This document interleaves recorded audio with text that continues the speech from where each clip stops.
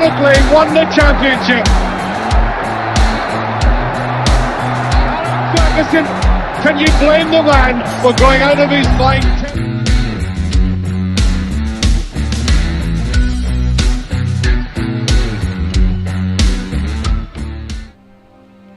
Tomorrow we're back at Pittodrie for our first home game of the new campaign. My thanks to Glenn Cairns for offering me this opportunity to use his beautiful Northern Lights video. It's our first home game of the brand new season. And let's not forget, the last time we faced Celtic, this happened.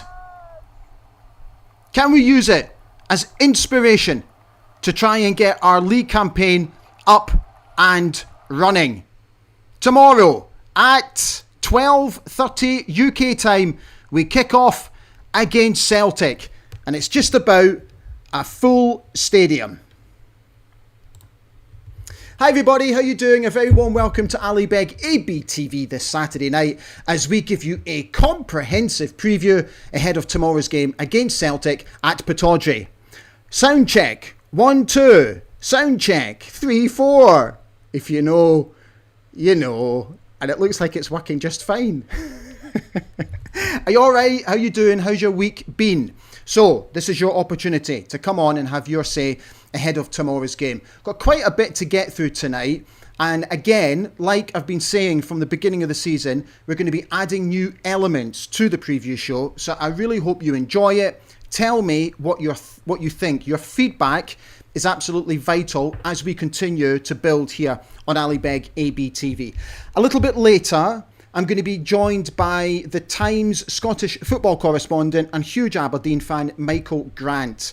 We talk about his thoughts on pre-season preparations, and he was also at Tynecastle, so he gives us his tuppence on how he thought we performed against Hearts. Let's put it that way. And we've got our usual bits and pieces to get through tonight, normal housekeeping. So I really hope you enjoy the show. So first things first. So I've decided what I'm going to do this season is I'm not going to predict the lineup. I'm done with all that because I never, ever, ever get it right. What I'm going to do now is I'm going to give you the team that I hope will play the game for what it's worth. So, God, this is the team that I want Yimmy to pick tomorrow. Are you ready? So, I've made some changes. I'm dropping the skipper. And I'm also dropping Kengi up front. So, I'm going to go with Dimitar in goal, Nicky to skipper the side at right back, Alexander Jensen at left back, Mats Knuster and Alfie Dorrington in the middle. I then would like to see Dante Polvara and Ante Palaversa play together just in front of a back four. Nicholas on one side, Toppy on the other, Adil playing through the hole, and I'm going to start with Esther for tomorrow's game. This is the team that I would like to see Yimmy start. Come and tell me what you think. Before we do any of that, let's get the thoughts of the manager. He spoke about the importance of the fans. It's always important with the supporters. Like if you think about last season and the start of this season, they are there again. They are massive in our support, and it's always good atmosphere at Pittodrie and also in the away games. So we know it, the players know it, and the best we can do is to promise the performance we have to do and the way we fighting on the pitch. We can never promise results or success, but the workload always has to be there.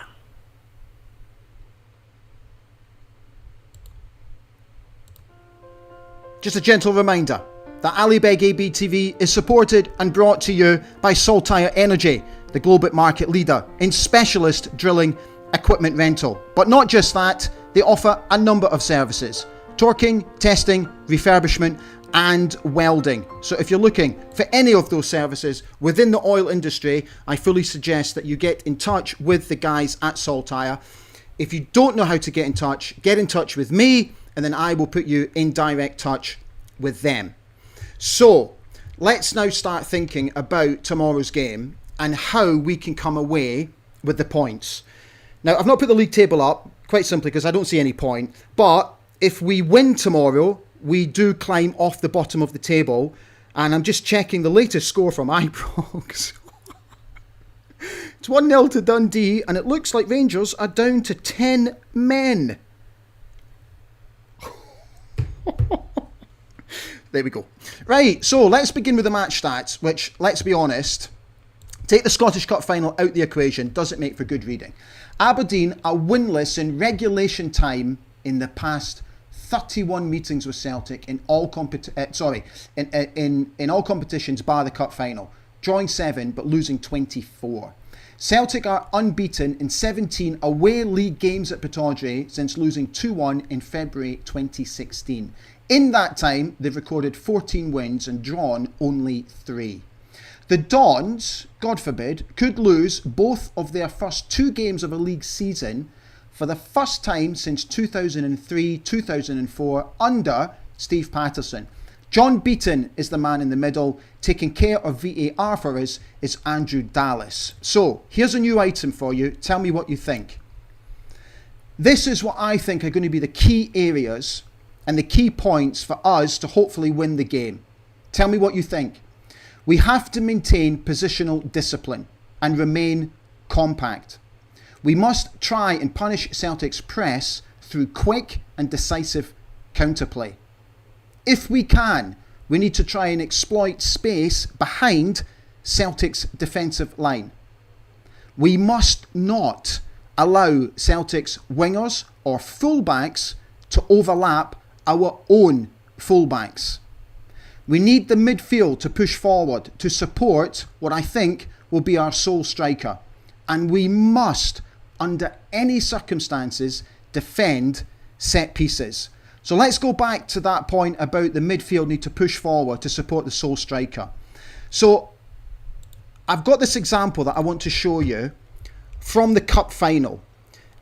This was our equalising goal, and you can see that we have 5 bodies in Celtic's 18-yard box waiting for Shayden Morris's cross.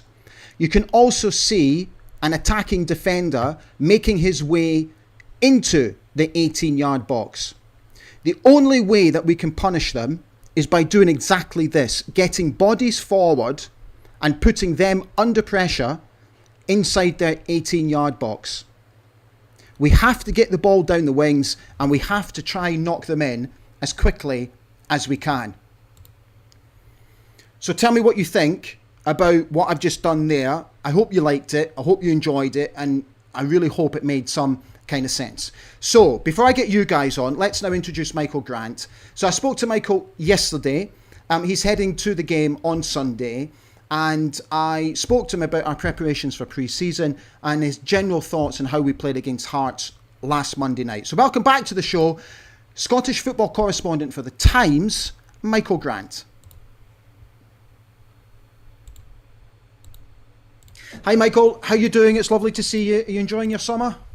Hi, it feels like it's gone over in a flash, Ali, to be honest with you. Seems like 2 minutes ago we were walking out of Hampden, skipping out of Hampden. Hey, has it settled in yet for you? Oh yeah. Oh, it has. Oh, I'm not going to be one of these guys that say, I don't think it's sunk in yet. Damn right it's sunk in. It's sunk in day 1, night 1. It sunk in when Mitchell saved the penalty. Pretty much. Right, we've got a couple of things to talk about. We'll come on to Celtic in just a moment. But first of all, just give us your general thoughts on pre-season and sort of preparations for the season. Just give us your general thoughts on it. Well, you have to caveat this by saying that, we're not experts on conditioning and fitness and preparation, and God help any football club if we were in charge of that, But it looks to me like it has been quite light in terms of the kind of friendlies, I went to the Cove game and I went to the Ipswich game, so I've seen the two games played publicly pre-season. Obviously I couldn't get to Fulham closed doors game, and they went to Portugal, I think, didn't they? And I guess they did plenty of work out there. But I also went to Tynecastle, and the team didn't look ready. And I think a couple of the players alluded to that, didn't they? That they got cold a little bit. I mean, Hearts played 4 friendlies, so they played an extra friendly above Aberdeen, and also they've had the 4 League Cup ties. So I mean, Hearts are pretty much were as good as they're going to be at the moment, and obviously they are a work in progress with more signings coming in. So I think that was always going to be a nasty fixture, Ali, to start with at Tynecastle. And were Aberdeen ready? I don't think they looked ready to me. They were better in the second half, but I thought the first half they were off it. And obviously there are still issues, I think, in terms of some weaknesses in the side and some areas that pretty much need to be addressed. Looking ahead to Celtic, it's quite interesting sort of getting the rumblings already about will we play 5 at the back, won't we play 5 at the back, will we go with the same formation that we started in the cup final. I personally hope he doesn't, because I think it sends the wrong message. I'm all for playing a back 5 in Europe away and potentially away in Glasgow in domestic games, but not at Pittodrie. I think it would send the wrong message. Would I be correct in saying that? Yeah, listen, I think we both know the Aberdeen support well enough to know that if you just set up entirely defensively at home against the Old Firm, it doesn't land well. No. I think if I'm right in remembering, it would be Jim Goodwin did it against Celtic and almost got a point out of it until Callum McGregor scored really late on, but it was dire to watch it. It was you just felt this is kind of bereft of ambition, and this is not what we want to see our team trying to do. Listen, don't get me wrong, if you do those kind of tactics, and by the way, Ali, I mean, playing 5 at the back needn't necessarily mean that you're giving up any ambition. You could still attack, you can still with the back 5. So I guess it would depend if that is what Jimmy's thinking about doing, and I guess it would be in his head because obviously the success in the cup final, having been battered from pillar to post in most games against Celtic, going into that game. It might be in his thinking, but you'd like to think that if he is thinking about changing the shape of the side, it's still with the intention of attacking them, making the team hard to beat, but also being able to spring attacks. Now, the plus side for me, and there weren't too many of them, but the plus side for me on Monday night was Milanovic, who I thought really looked exciting and promising, and I hope to see. I want to see an awful lot more of that guy. So you think if you're playing 5 at the back, then are you compromising your wide attackers? And I would want him to be prominent in any game at Pittodrie, frankly. It's interesting, just sort of reading between the lines about Celtic as well, because they're almost in the same boat as us. They've not overly invested in the summer. 1 or 2 have come in. I get that, and I watched them at the weekend against St Mirren. I didn't think they were great, and I thought to myself, do you know what? If we not gung-ho, but if we get at them and try and unsettle them, I think we've got half a chance. Yeah, I think that's always the case at Pittodrie, though. Against the Old Firm or even some of the European teams that come. Like you, I thought they were a bit laboured. I thought sometimes games at Parkhead, and I go to a lot of them to cover matches for the newspaper. A lot of games are very similar at Parkhead. They don't really have that sense of jeopardy for Celtic, Yeah. And I'm not saying it's arrogance. It's just that kind of, they'll get there in the end. Yeah, I get that. That they don't play with the urgency that they probably will do at Pittodrie, because there is jeopardy when they come at Pittodrie. So you're not really comparing likes with likes. But having said that, there are similarities. Sorry, I mean, Aberdeen, I think, need a centre forward. Yes, oh God. Excuse me. I'll be diplomatic about that, and Celtic are, they need a centre forward as well. They haven't replaced Kyogo. Ida, he's solid enough. But I don't think the Celtic support are really good. Yeah, I don't think they believe he's the answer. They want a winger. They think that by theirs, it's all relative, but they feel a bit weak and a bit like up front. Now, who knows if either club does a bit of late business and they get a new face in for the weekend game. But I think there are. It's at different levels, sadly, but I do think there are similarities in what both clubs need to add. Yeah. Michael, as always, fantastic to have you on. Thank you so much. Are you going to the game? I am going to the game, yes. Okay, yeah. Well, enjoy and have a safe trip up the road, and we'll speak to each other soon. Yeah. Thanks, Lovely. Ali. Thanks, mate. Ta-da. Bye.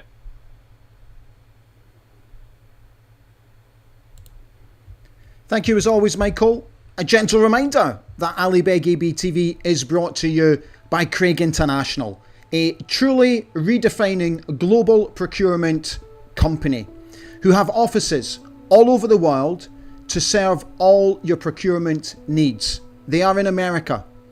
They're in the Middle East, the Far East, Australia, where business is really good at the moment. Based home in Aberdeen, and they're also on the continent as well. So very much like all my sponsors, if you require any sort of procurement services, please get in touch and I will put you directly in touch with Craig International. They really are leading the way when it comes to procurement. Right, quick score check before I get you on. Still 1-0 Dundee. Oh, dearie me, that'll set the cat amongst the pigeons. Right, let's get you guys on and see how you are all doing. Paul Hannon came on. How are we doing, Paul? I hope you're well, fella. He says, good evening, fellow dandies. Looking forward to the game tomorrow. I'm staying over in Aberdeen with my lovely wife. Let's hope for a better start and finished compared with the Hearts game. Ryan is here. How are we doing, Ryan? He's wishing you all a good evening. Hope for a good result for the Dons tomorrow. Gordon Keith Ritchie is also on. He says, we need to go with no fear tomorrow and to see where that takes us. Celtic will be out for revenge after the cup final. El Fidelo says, good evening. Let's get stuck in tomorrow and show an improvement from Monday's opener against Hearts. Ian Barron is here. He says, let's forget about Monday night. First game with new players takes time. Yengi came in for some harsh criticism, but most of the game never got the service. Let's start out quickly and let's unnerve them. James Brown is here wishing you a good evening, as is Suze, as is Barry Cool. He says, let's get stuck in tomorrow and back the team. We need that same backing like we had at the cup final. Luminous Reality says, good evening, Ali. My flights are also booked and tickets bought for me and my son to see the Europa playoff and Falkirk matches. Brilliant, mate. You never know, I might bump into you. Sheep on Fire says, same performance as the final and hopefully we get a win. Graham Watson makes a good point. He says, we need to be more physical than Monday night. Couldn't agree more, hence my team selection. Paul Hannon came back to say, thinking the same lineup, apart from Polvara, I stuck with Clarkson. John Moore is wishing you a good evening. He says, anybody else dreading tomorrow? Everyone wants to just see some fight and desire. We were flat as a pancake most of the time on Monday, and it is unacceptable. Here's Cameron. How you doing, Cameron? He says, really hope we can get the result tomorrow against Celtic, and Yimmy changes the team up, and we get a striker and a few more signings in this week. Richard Mickey McMillan is here wishing you all a good evening. He says, come on, you Reds, for tomorrow. David Gold is also here. Dave B says, on your team, Ali, I'd say Nicky at left back. I'd be tempted to put Morris on instead of Toppy and have Shinnie in instead of the French guy whose name I can't spell. A bit of solidity he's asking for. West Coast Dawn says, good evening, Scottish Cup winners. Michael Scott says, the best defence is attack. Football is a very simple game according to the Dutch. I think Johan Cruyff said that. I think you're right, Michael.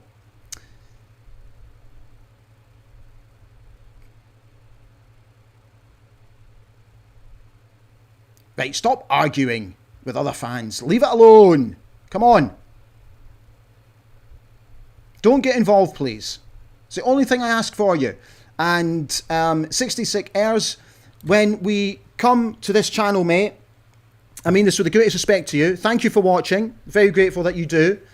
But please, if you're going to interact with those who watch my channel and who interact with other fans, all I ask is that you keep it respectful. That's all we ask here.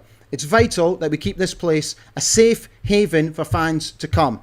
So, for those who are going back to him, also, please be respectful, but 66R, begin by being respectful to those that come on my channel. It's all I ask. We're all football fans at the end of the day. So please, behave.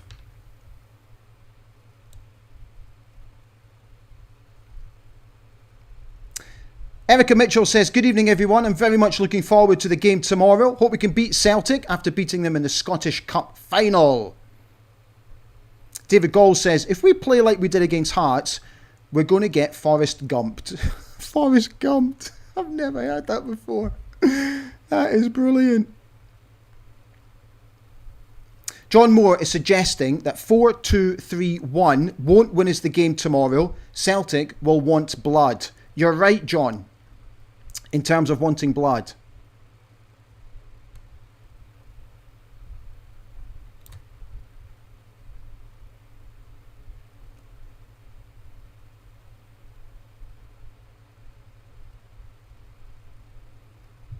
VK is...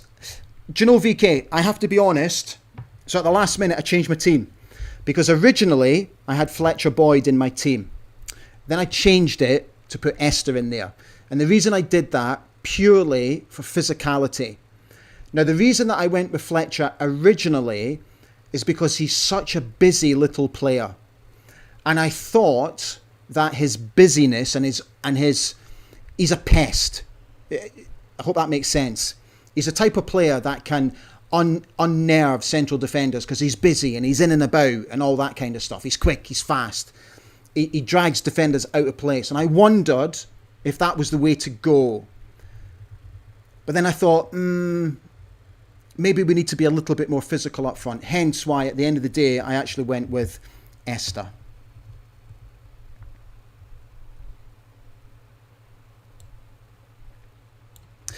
Right, just before I come back to your comments. Okay, so first and foremost, if you are going to the game tomorrow, don't forget to pick up your copy of Red Match Day. Beautifully designed as always by Dolly Digital, superbly edited as it has been for a number of years now and continues to win awards because it is quite simply the best out there. Graham Shinney on the front, our Scottish Cup winning captain, as usual, full of excellent features to get you through pre-match. Now, I would like to bring your attention to this. On this day, back in 1966, former Aberdeen defender and local lad Gary Riddle was born. Gary was an accomplished central defender, but was unable to break into Aberdeen's first team because in front of him was Willie Miller, Alex McLeish and Brian Irvine, but to name but a few. A move to Dunfermline afforded him an opportunity to play regular football. Gary tragically died while running in a half marathon. He was raising money for the Hillsborough disaster and he was only 22 years old. He is buried in Ellon.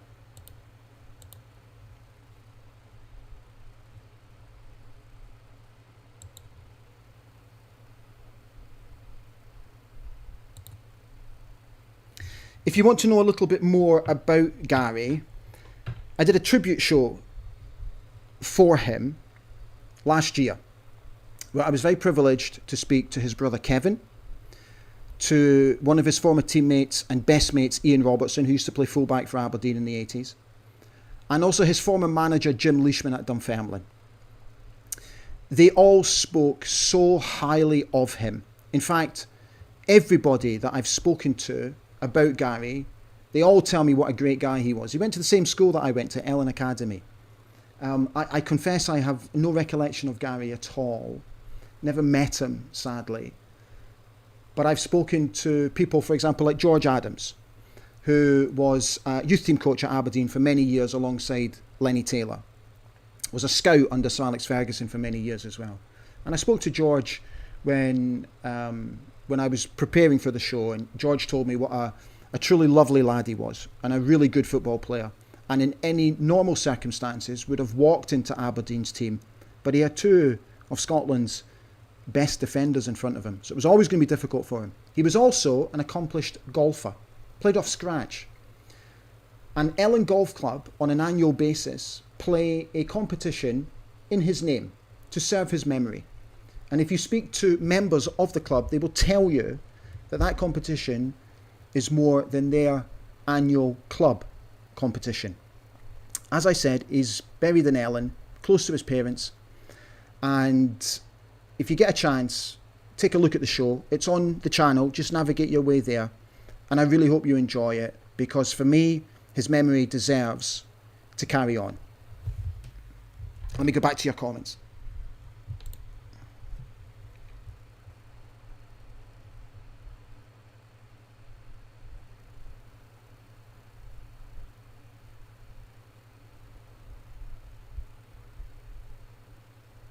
Right, let's have a quick look, see how the game's doing, as you're asking. And there's only 4 minutes left, and Dundee are still winning 1-0. Okay. Right, West Coast Dawn is asking, anyone who's got a ticket for the Morton game, he can't go. I'll take it. Right, understood. Let me read that again. West Coast Dawn, it says, anyone who's got a ticket for the Morton game who can't go, he'll take it. He used to live in Greenock.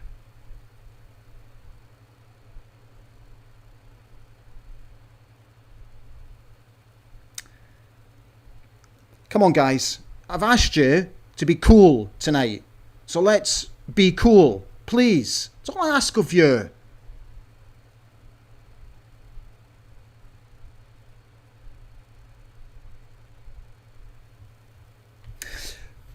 Right, just before we finish off, just let me also tell you that here on Ali Beg AB TV, I'm sponsored by Quipco International, who service the oil and gas industry. And again, they offer many services. Based in the Middle East, they have their own purpose-built repair facility. Tubulars can be fully cleaned, inspected, and sent back out. And their operational services include full CNC machining. They also manufacture a wide range of fishing equipment, including junk mills, taper mills, watermelon mills. So if you need any sort of equipment repaired or manufactured, I suggest you get in touch. They are also leading the industry, based in Abu Dhabi, serving the Middle East and beyond. So, like all my sponsors here, who continue to support me, just if you're looking for their services, get in touch with me, and I'll put you in touch with them. Just let me see if there's any more comments just before we finish off tonight. Yeah, right, guys. Okay, so what I'm going to do is I'm going to call it a night. So, at this juncture, as we always do at the end of a preview show, is to wish the lads the very best of luck tomorrow. It should be a bumper crowd in at Pittodrie. The lads will get absolutely backed all the way. So all we're looking is for an improvement on match fitness, physicality. Don't pull out of 50-50s. Do your best to win every second ball. Do your best to defend set pieces like your life is on the line. Hit them on the counter-attack. And for goodness sake, take your chances. That's the difference. And it could be the difference tomorrow.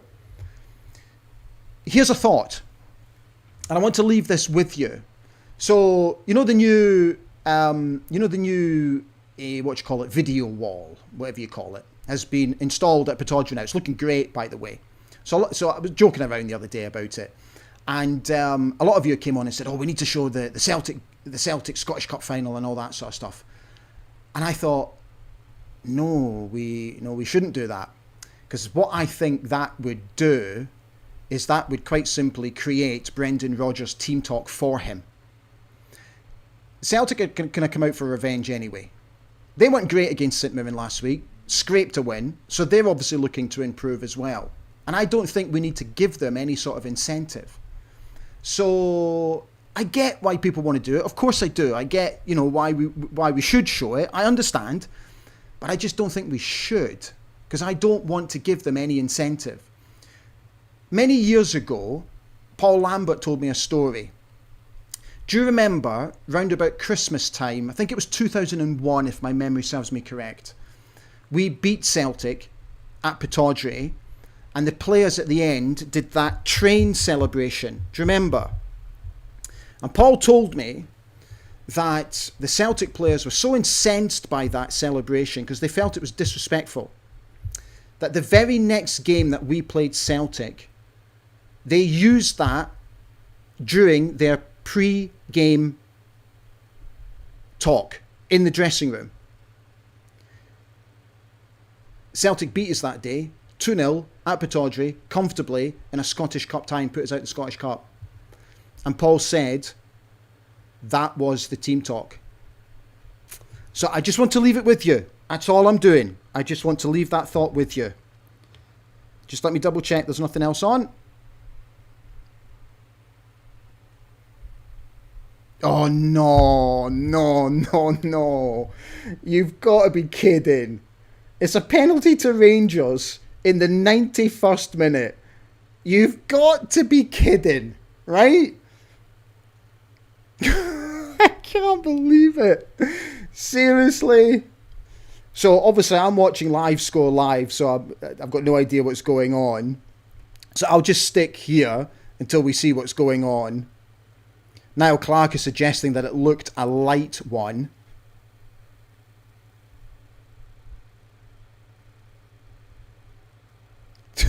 So they've obviously scored, have they? Because James Brown has just said Dundee just robbed of a point.